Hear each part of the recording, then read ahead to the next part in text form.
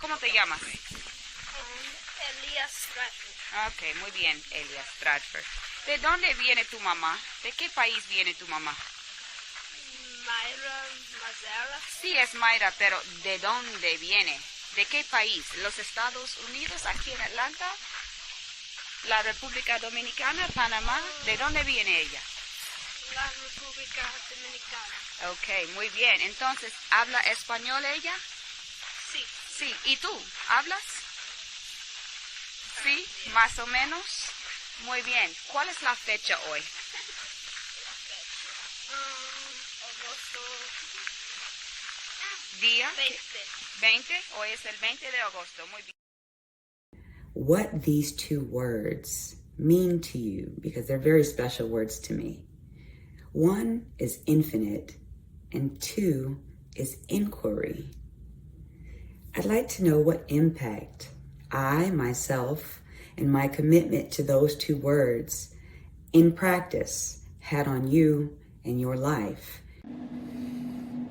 Hola, señora.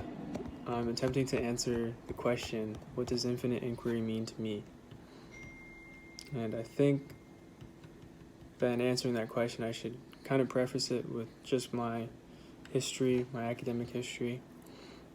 So I think I can start by saying that the experiences that we had at the schoolhouse definitely shaped the young man that I am today.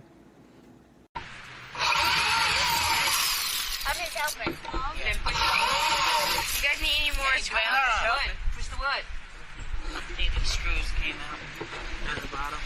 Now, you push it so it's at zero. No, you push it the other way so it's at No, I'm talking about zero. this one. I mean, it's not even in the wood. I know this one. Before our learning experience, I had a taste of both private and public schools.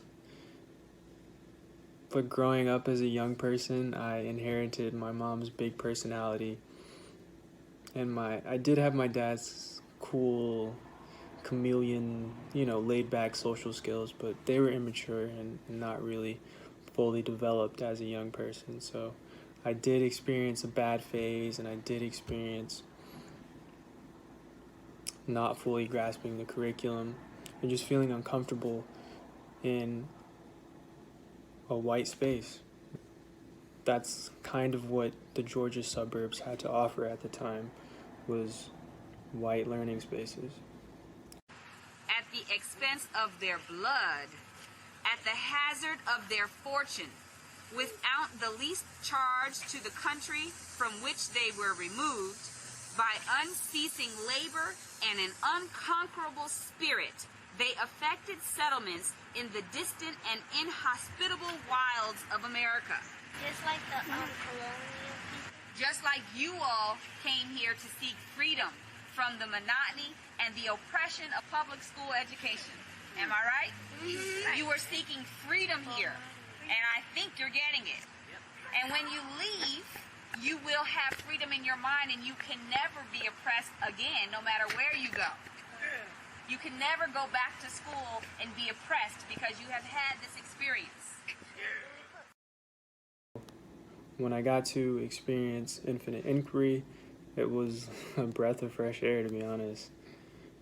I got to be cool with my classmates. I trusted my instructor, and I was actually interested in what we were learning.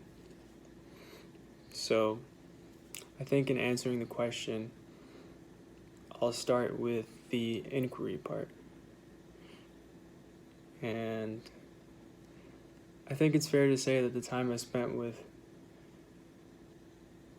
mi compadres and mi señora had definitely shown me that it was okay to ask questions. I guess as a young person dealing with public institutions, questioning anything isn't really acceptable, and it can delay the sort of conveyor belt for curriculum or just the flow of class, whatever it is. Answering questions was frowned upon in my experience, at least. being in an environment like the schoolhouse, I was definitely able to nurture my curiosity. And it showed me that, you know, it was okay to ask questions. It showed me that it was okay to question the curriculum, to ask self-reflective questions of myself, to question why a white professor would think it's appropriate to say the N-word. And I think early on it's helped me develop that skill of inquiry, and as I'm getting older, I'm kind of seeing that skill turn into, as I'm getting older, I'm seeing that skill's proficiency turn into a mastery, which is nice. It's nice because, you know, went through a lot to get there, I think. And if I were to tie in the infinite element of it, I just think the array of experiences that we spent as a unit kind of showed me as a young person that there are endless possibilities. And I mean endless, you know, with all the different experiences that I got to be a part of, whether that was my aversion for aquatic activities, learning that the world is bigger than me, or even reading Octavian Nothing and realizing the privilege that I was afforded in today's time. I was able to draw from these experiences and get a broader perspective of the world. So if I were to combine this broad awareness that I've accumulated from the experiences that we've had at the schoolhouse and that we've had on the road in Costa Rica, with the ability to ask thoughtful and appropriate questions, but maybe with the ability to ask thoughtful and genuine questions, I think I'm a way better participant of society. I think it's lended itself to a strong foundation for empathy and honesty and the other values that I kind of have, or that I would like, or that I try to have shape my life. So I think it's wild because Senora, or Miss Molly, however you might refer to her, she's always been living proof of these sentiments.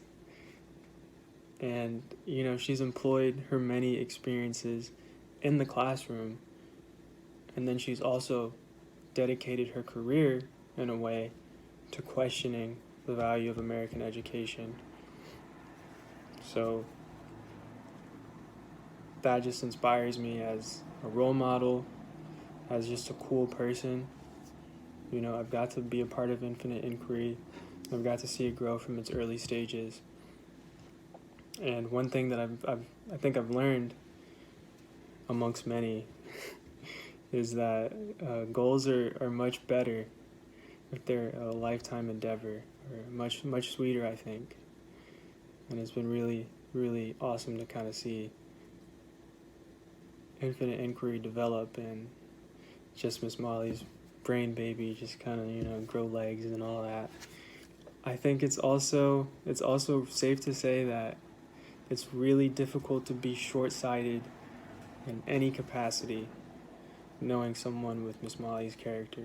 You know, she'll inspire you to move a mountain even if you got twigs. But these are, you know, just my experiences and thoughts, and it's something that I'm truly grateful for, and I try to be cognizant of every day.